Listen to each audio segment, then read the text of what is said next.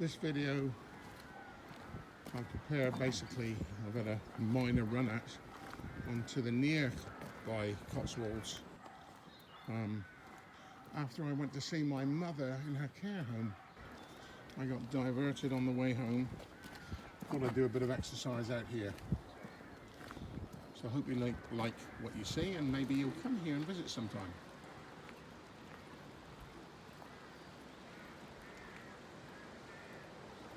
This is the old mill at Fairford.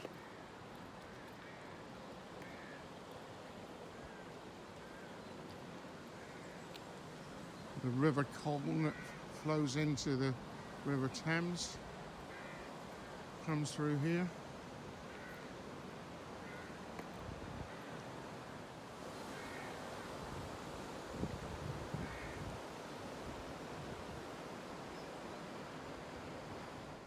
There is the old mill grinding wheel. And this is where the water wheel would have been, under here. Coming through,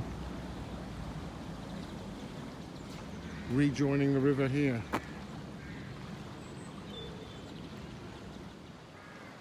There's a fair bit of water flowing. We've had some heavy rain over the last few weeks. This is the amazing Fairford Church, which is the only church in the country to have a complete set of medieval stained glass windows, constructed and put in place in the 1400s. Absolutely loads of people out walking. It's lovely, really.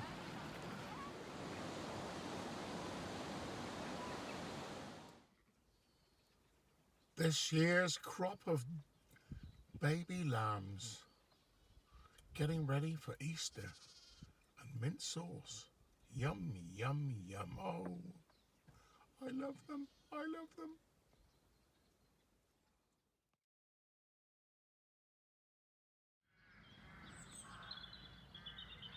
This is one of the best shows of daffodils in the Cotswolds, just below the Victoria pub at Eastleach. But unfortunately, for this particular crop, I'm just a little bit too early, though there are some up there.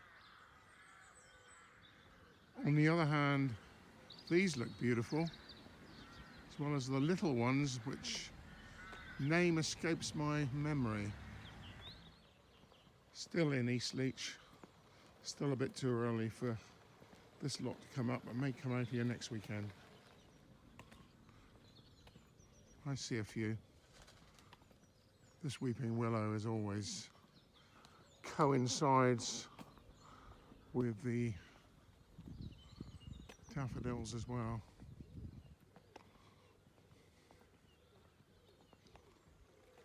Last time I was out here, I was on the motorbike with my old mate Graham. Back in the summer. Rather warm day, I remember. Always find it interesting that there were two churches here within yards of each other.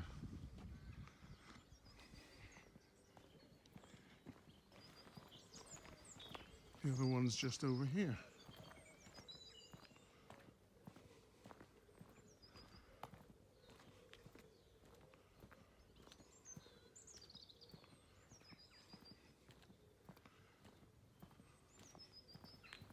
Somebody did tell me why this happened. I'm going to need to look it up again. But look at that. This is St. Andrew's.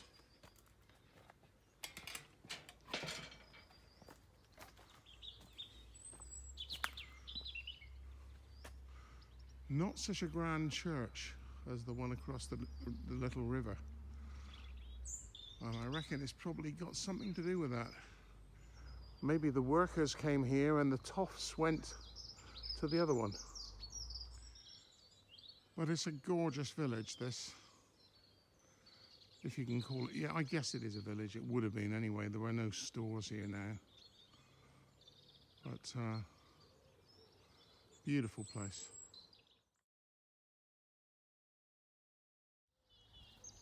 This is Westwell near Fairford, and I love this little pond, but it's sort of filled up with weeds since the last time I was here.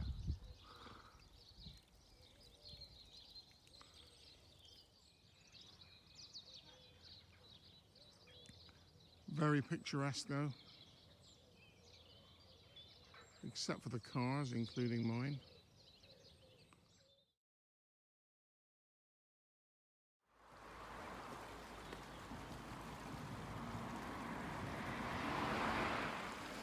So Bibury is the metropolis of the Cotswolds, or one of them, usually heaving with people out on these horrendous day trips from London, where they're picked up at 4 o'clock in the morning and taken to every iconic location in the Cotswolds, and they're allowed to spend about 10 minutes in each one, and they get dumped back in their London hotel at about 9 o'clock at night, absolutely exhausted, and probably wishing they'd done things slightly differently, because you get dragged from place to place.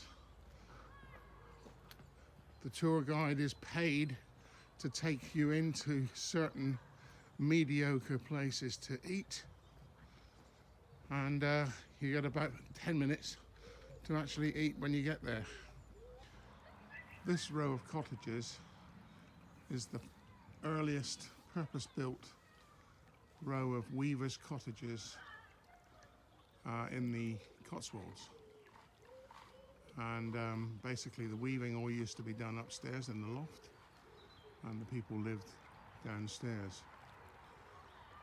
This row of cottages caught the attention of Henry Ford, who decided he wanted to take them stone by stone back to Michigan. And as a result of that, the National Trust bought them, and you can now rent them. I'm not sure I'd want to live here, because it's just like the United Nations here on a regular Sunday afternoon. People from just about every country you can imagine, which is fine, but it doesn't exactly help the ambience of the place. The name of the row of cottages is Arlington Row, which will ring a bell certainly with some Americans. In fact, it should ring a bell with all Americans. This area of the Cotswolds was called Arlington, and people left here and set up plantation in Arlington, Virginia, and then they removed themselves and set up another Arlington plantation on the Potomac, which is where the National Cemetery of the United States is now established. So if you've wondered why it's called Arlington, it's because of this place. Not a lot of people know that.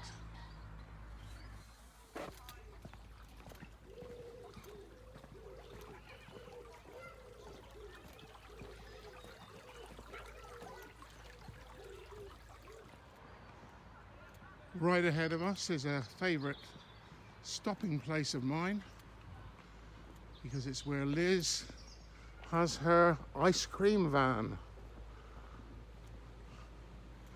She always tells me that business is terrible, and I'm sure it has been for anybody in that business, in our business, in the last 12 months. But she always gives me a very generous proportion of ice cream, and for that I am very, very grateful.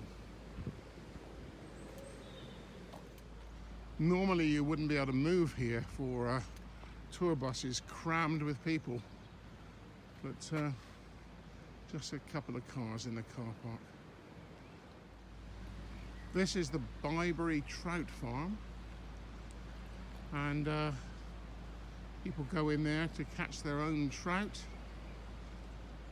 for which they have to pay, of course, and many of the trout actually escape from here into the River Colne, and kids are amused that they see all these trout swimming around in the river.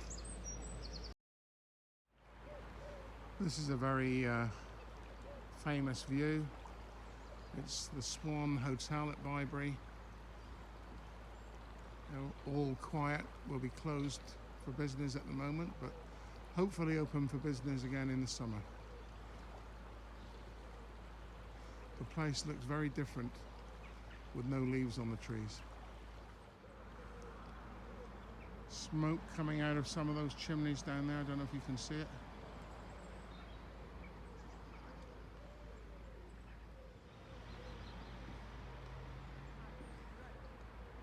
Another thing that Bibury is well known for, ducks.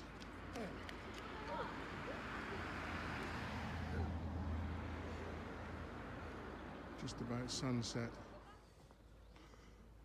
The most famous private garden in the Cotswolds. People flock here to see it. The gentleman that owns it is well into his 80s and does all the work himself. But he has to put up signs in Chinese and Japanese saying, "This is private, please don't come in." Otherwise they would. This is his vegetable patch, which will be well stocked in a few months' time. Not an oriental face to be seen. Sadly, because everybody is welcome here.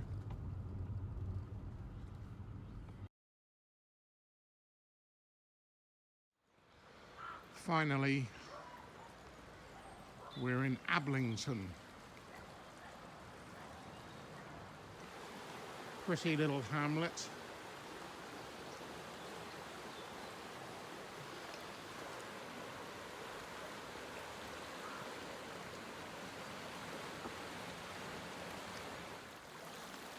There are black swans here that have been breeding here for many years. I think they originated from Australia.